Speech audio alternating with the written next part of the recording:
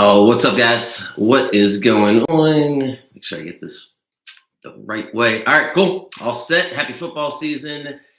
Woo, man! I'm really excited for this football season. Every football season's exciting, but this one I'm super pumped for. It's going to be my third year with this particular iteration of my company, so I'm going to get to exactly what direction I'm going to in a second. But I figured I wanted to reintroduce myself and where the company is going. But I felt like the best way to do that was to go backwards, explain how I got here. So for those of you that are brand new to the channel, first of all, thank you for being here.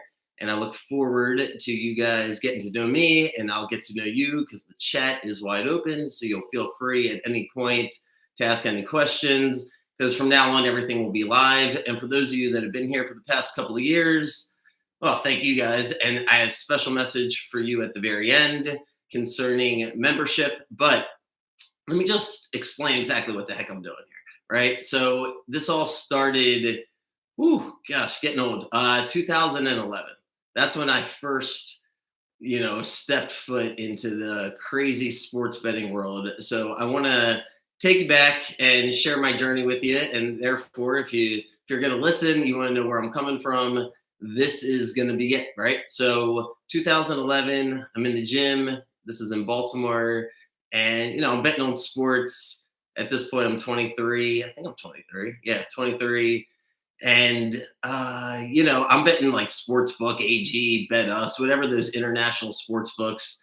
Got paid out once or twice, but overall losing, $100 here, $100 there, nothing crazy. But love betting on sports, doing fantasy football with my friends. Feel like I'm in the mainstream at that point. And anyway, I meet somebody at the gym, a friend of a friend, and he has his own business where they're selling sports betting advice. And I figured it was like an opportunity where you got to pick your own games, and if you won, you made money somehow. Like that was my thought going into it. So I get to the office, and if you want to call it an office, it was an interesting situation. I was offered $8 an hour and given papers, stacks of papers of guys to call with, what my initial thought was, hey, try to get them to play a game. And by play a game, like my own game. And I remember the first thought I had was like, I get to pick my own games. There's not someone else here that picks the games. And it was kind of brushed off to me like, no, just pick your own games. And I guess it didn't take long, maybe a few days after working there, that I realized that the whole point of what I was trying to do was to get guys to play a game that I thought was going to win. And then the next day, ask them for money. And whether it was for a 3-day pass, a week, a month, basically there was no rules. It was just try to ask for as much as you possibly could. And I didn't really understand it. So the owner of the company, there's only two other guys that were working there at the time. So the owner of the company was not extremely hands-on, but he could see that I was eager. And it was strange to me because he made a comment after me showing up 3 or 4 days in a row, like, man, you really want to try to do this? And I'm thinking, yeah, did other people show up and never come back? Like, what do you mean? So the lead salesman at the time, his name is John Michael, and they said, the owner of the company, his name is Cooper. He goes, just why don't you just shadow John Michael? Just listen to him. You'll understand it better. And this gentleman proceeded to get on the phone and make a couple calls, and I didn't quite understand still what was going on. And then there was a whiteboard. I'll never forget, it was like being in school, and he just started writing nonstop all over the whiteboard. And I would ask questions, and he would answer them, and I'd interrupt, and it was just boom, boom, boom, like unbelievable over probably an hour or so, where he explains to me that the entire industry is a sales job. Like the entire industry, nobody wins. Nobody wins betting on sports. Get that out of your head. All you're trying to do is have confidence that you're going to win the games and get people to pay you as much as you possibly can.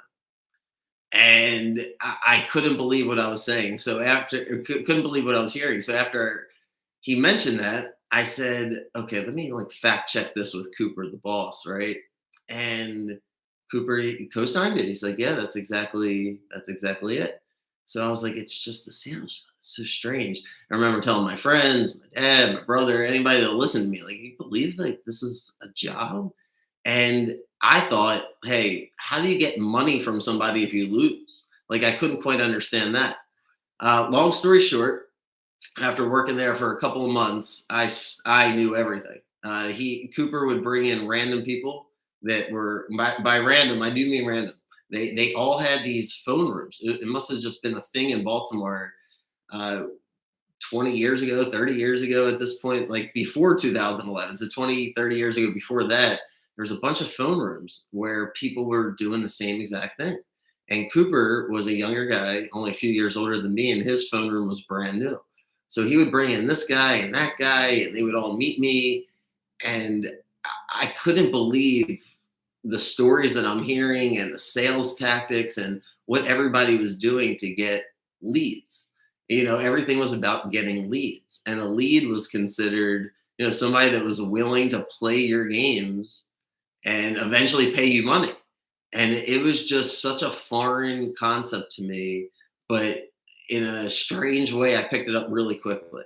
It came natural to me to argue, to bullshit, and it's not necessarily something I'm proud of, but it was just being young and dumb and just picking up on it really quickly to the point where I was making a lot of money. And I guess it was a year or so. I'm trying to remember exactly how long it was. I want to say maybe a year and a half into doing this, I became, the top sales guy at Cooper's, and I'm pretty much the only sales guy.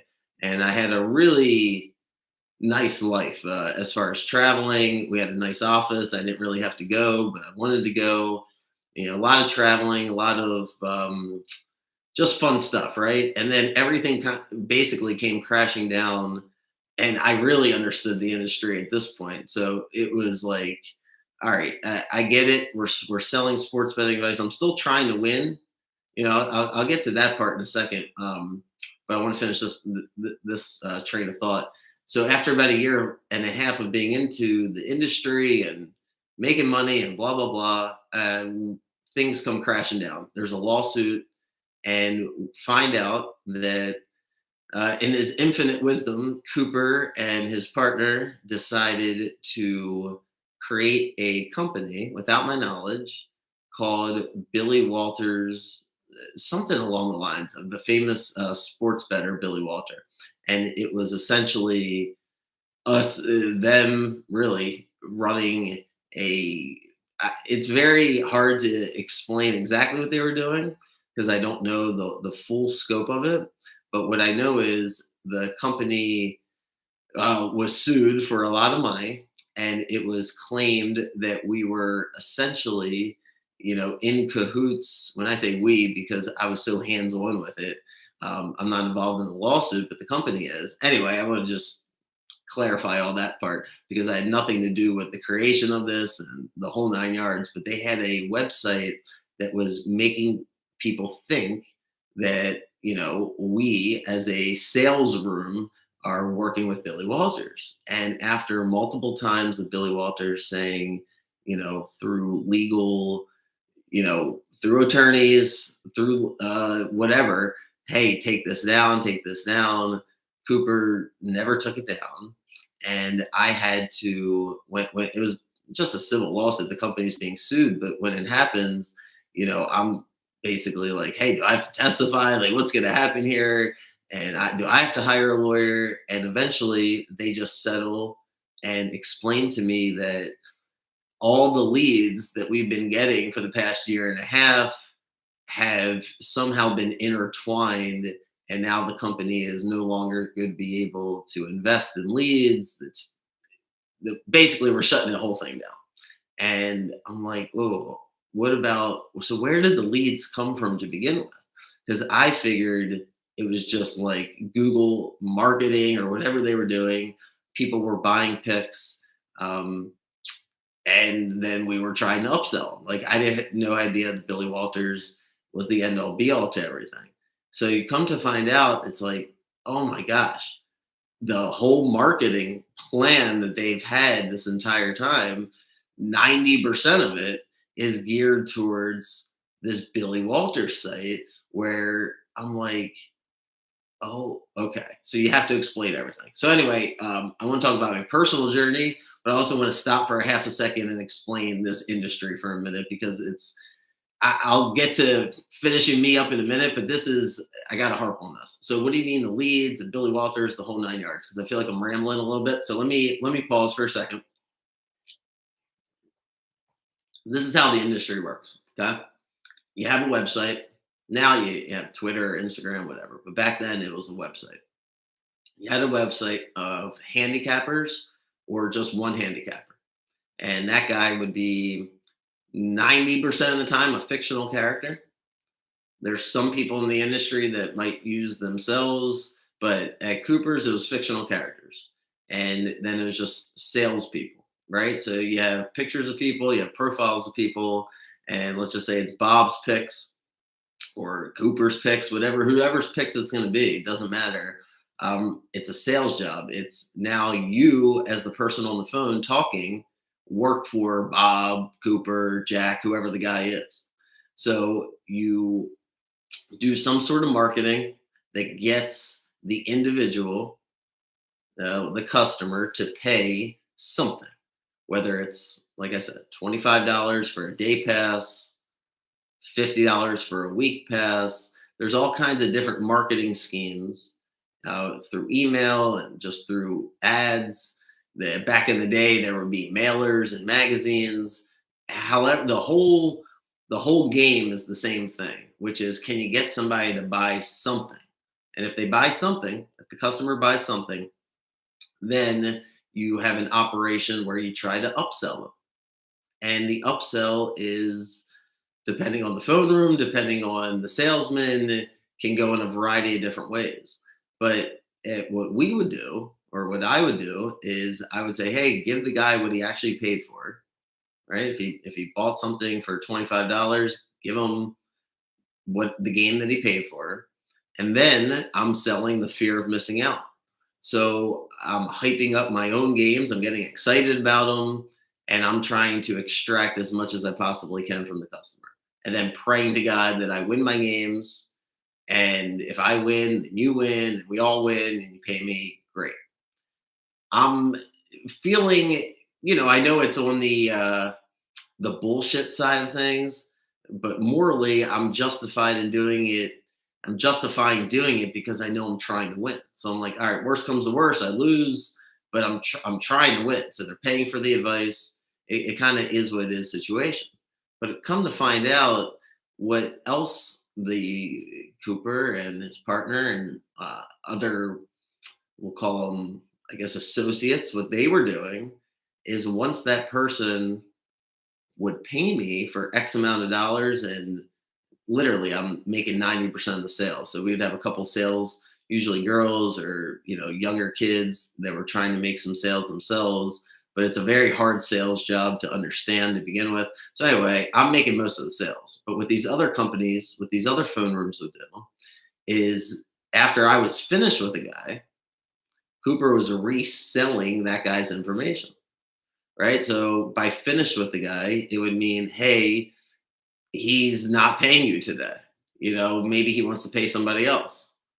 And it's like, maybe he does, maybe he doesn't, who knows? But in Cooper's mind and how this industry operates is we're going to sell his information to somebody else, either for a dollar amount, for a commission amount of what that phone room would then extract from that customer, or you'll simply just trade names, right? You could just say, hey, here's 30, 40 guys that we've sold over the years. You give me 30 or 40 guys.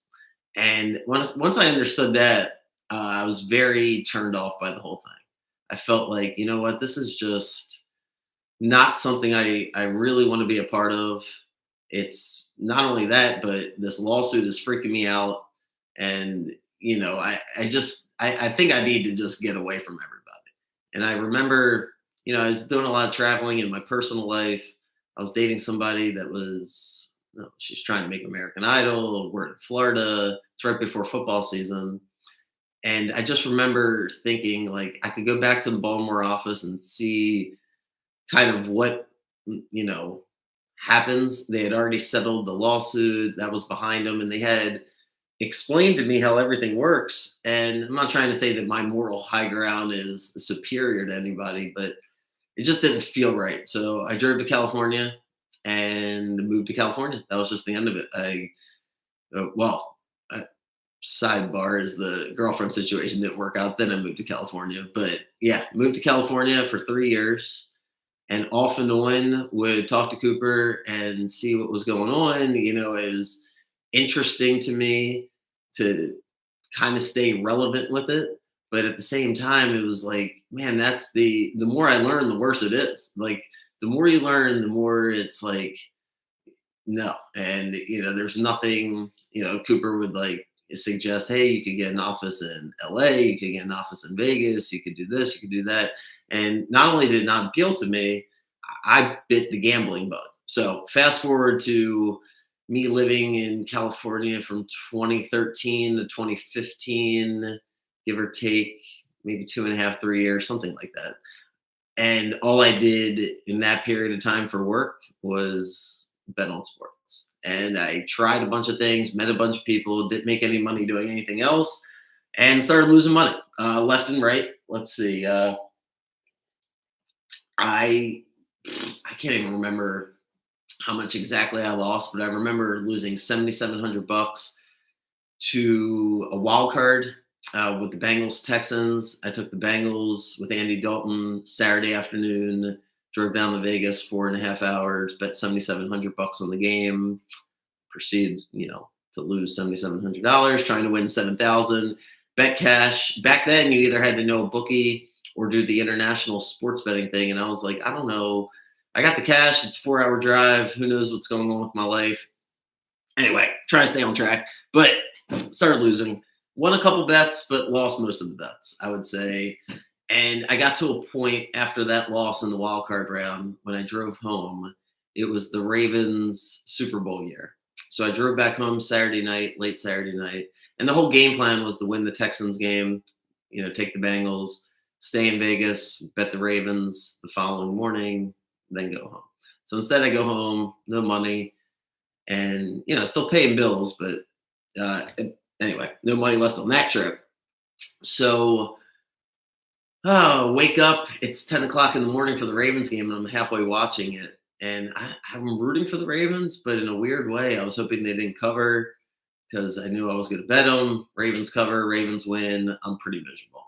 At this point, I'm not exactly sure what the hell I'm going to do with my life. And I go back to Vegas the next week, Saturday again, and I make one bet that basically changes my life and gives me a chance to live the life that I got to live. I had a couple more of them, but this was the first one where at this point I have, I want to say like $40,000 to my name, which is a significant amount of money, but I still got a lease in California. I got bills and I have nothing coming in. I own my own car, but I don't have anything coming in. And I felt like at this point, if I don't win this bet, I'm probably just going to go back to Baltimore. I don't know if I'm going to work at this job. I'm going to do something. I don't know exactly what I'm going to do, but I've been in LA now for a couple years. It hasn't quite worked out.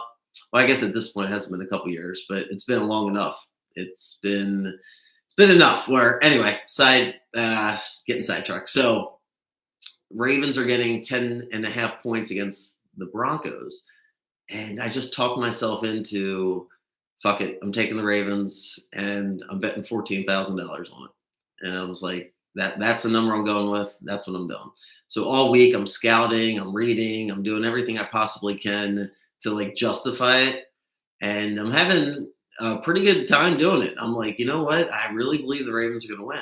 So finally, when I get to the sports book, I've been thinking about it all day. And it takes me 4 hours to get there. This time I checked into the hotel. I'm trying to speak it into existence. I'm like, first of all, if I lose this bet, I need a place to sleep. Number one, I can't just drive home like I did last week. That was a tough drive. So I'm like, all right, check into a hotel and just calm your fucking nerves. Just relax yourself. and then go make your bet, and here we go. So I go down. I'm thinking about it all day. I'm like, you know what? I'm just gonna bet the money line. I'm just gonna bet the money line. It's like plus 340, something like that. And I don't know what possessed me to do it, except my just impulse, nothing to lose mentality. And I'll never forget the guy at the sports book, and he goes, "You really should just take the points." And they never say stuff like that to you. Like that's not. First of all, it's like you know they just never say something like that. But when I handed him the $14,000, he it like froze. First of all, I look young as it is. So back then I looked really, really young. And I'm not dressed extremely nice. So I think the first thought maybe is like, is this like for you? Or are you doing this? Are you like a runner for somebody? Like who the fuck is betting $14,000 on the Ravens money line is the energy he's giving me. And I just said, I, that almost made me more defiant. I like thought I was Ray Lewis or something. And I'm like, yeah, no, whatever. Like I want the money line. I think it was plus 340 and it paid out 42,000, something ridiculous, something absolutely ridiculous in that like 43,000 range. Um, I took the ticket, went back up to my room, and yeah, that's the Mile High Miracle game. So I could probably just do a whole pod on that, but that game changes my changes my life and gives me erases all the bets I've ever lost. My net now for gambling is probably up at least 25, 30, maybe even $35,000 because in the past I'm betting, 7,700 was the biggest bet I think I've ever bet. So at that point, the 14 was a huge for me.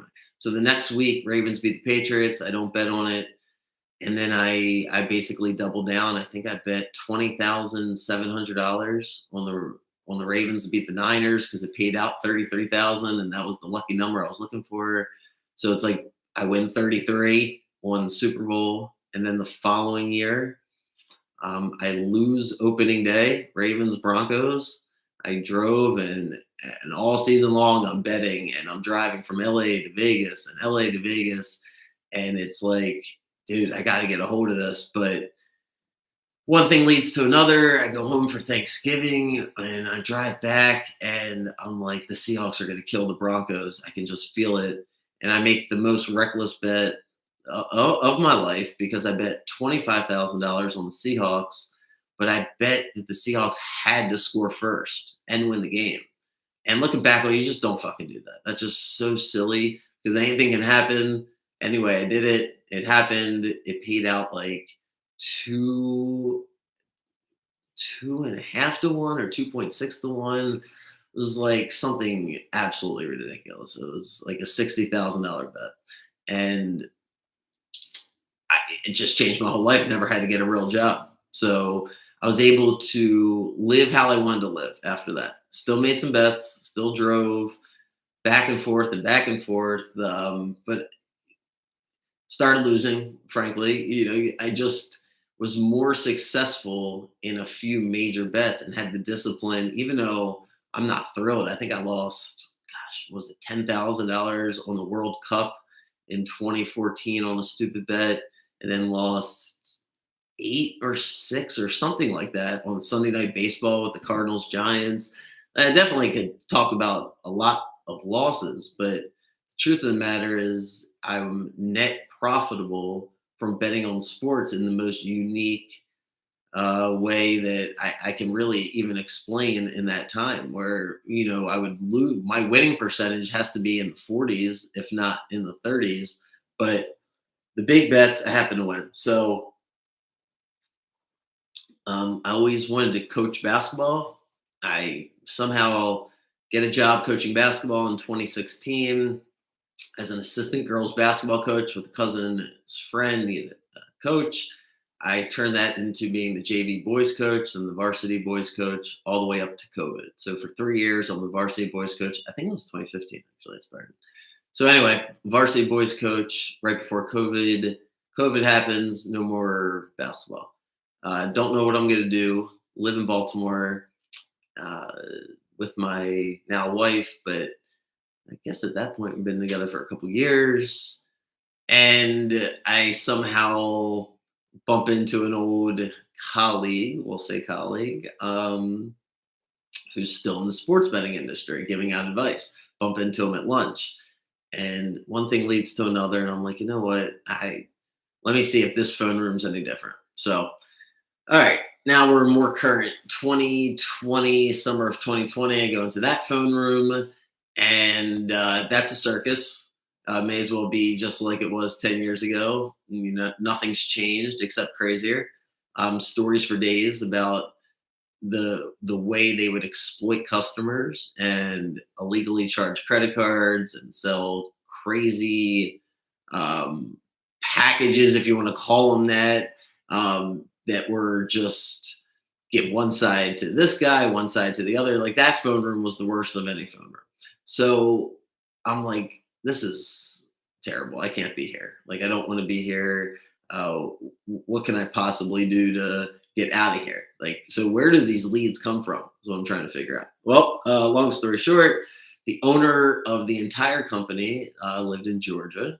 So I'm like, okay, how exactly is he getting the leads? Like, what's the operation down there?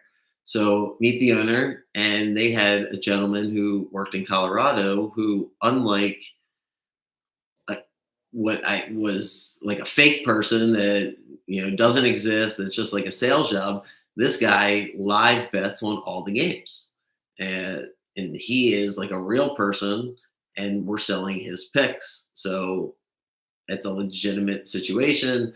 You can exclusively work with him down in Georgia, under our supervision. We also have some other different companies that you might be interested in, and they're going to pay me, frankly, to move down there. They knew what type of salesperson I was, because that's basically what that job was in the Baltimore phone room.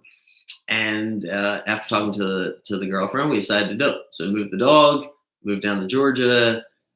That lasts not very long, maybe 6 months to a year, off and on, maybe a little bit longer than that. And it just was kind of the same old thing. The operation in Colorado was a guy that was, I didn't believe it. He wasn't transparent with his bets. It was a lot of bets. I felt like, hey, you know what? This kind of feels like the same thing. So it just didn't feel right. I needed to make some money while I was down there, so I wasn't exactly sure what to do, because I was like, you know, do I continue working with them or not? Girlfriend likes her job. It's tough situation. Now I'm coaching basketball down there and volunteering at Boys and Girls Club. So what the hell do I do? And now that's where this company comes. So, man, going 28 minutes, but here we go. Let's just finish up. So this company comes into my head where I'm like, you know what? I can just create my own business with a real person that actually bets on sports, who is reliable, who people like, and I can run a business revolve around that person. That's what I start thinking to myself after months of how is there a right way to do this business? And I couldn't quite figure out what the right way besides that. And I'm like, I'm not that person. Like, I don't claim to, actually be successful. Like, my betting history is what it is. I have big bets, but not consistent like that. So, I don't want to rehash what happened a couple years ago, but that's how I found my previous partner, where I pitched him the idea of him being the face of the company and having, people follow his bets. And eventually we would have other people, and it'd be the same thing. And I'd build out a company with real people who I could actually find that were successful, maybe in a given sport or a given category or type of bet, whatever it was. And once that flamed out, because again, I really don't want to rehash it. I actually have zero desire. If people are going to ask questions about what happened with the previous company or the previous iteration of the company, I'm happy to continue to take the high road and maybe talk in generalities because I just feel like life's short and I wish that things played out differently. And I've talked about it before. I think there's a pod somewhere available that I explain everything in more detail. But moving forward, there's no real need to rehash anything. But for purposes of this particular explanation of what I'm doing with the company, I do want to mention that after things didn't work out, and I felt like, you know what, we're not helping people by giving advice and selling it for whether it's $25 a week or 100 and some dollars for a year, or even if it's free, um, with some things being free and then some things being, excuse me, an upsell. Even if we're trying our best, even if we're being honest, even if there's no scams, the winning percentage is so bad that we can't do it anymore. So once I had that crossroads where I'm like, all right, I got to redo the company, got to rethink what's the right way to do the company. And last year was more of a trying to figure it out again, because I didn't expect this to happen. I didn't expect to be in front of the camera. I don't love the idea of being a content person. It's just not a passion of mine. The passion that I have is creating a company. And now I'm going to get to what I'm finally doing and where you can see this company moving forward, which is what I believe in is sports betting advice should be used as like a tip. It's almost like a valet service or housekeeping at a hotel, or pick a service, the ice cream person, where if you want to tip them because you feel like the product was good above what you expected, you like the person that's talking, whatever the reason is, that's exactly why I would want you to pay me or pay whoever comes on here, just as a tip. And that's what I think you should pay anybody that gives you sports betting advice. The idea to pay somebody a percentage of your winnings is silly. You can never verify exactly how much you're betting. That's number one. And plus, that person then has nothing to lose if I'm giving you advice and just get whatever you win, right? Like that doesn't make any sense. And to just pay for an amount of games or a month of my service, and I explain to you my overhead and why you have to pay up front, it just doesn't make any sense. I know all the tricks. I'll be here to expose them all. It just doesn't make any sense. What makes sense is to listen to somebody, whether it's me, somebody else, anybody you want, and if they help you figure out how to be successful betting on sports, whether you like the games they're giving out, the insight, whatever exactly it is, then you can tip them afterwards accordingly, whatever you want to. There shouldn't be a price for it. It's really, I was trying to think of the best analogy for that, and I just came up with, valet and housekeeping because it's just a simple thing. You shouldn't be obligated to it. Society tells you maybe you should tip.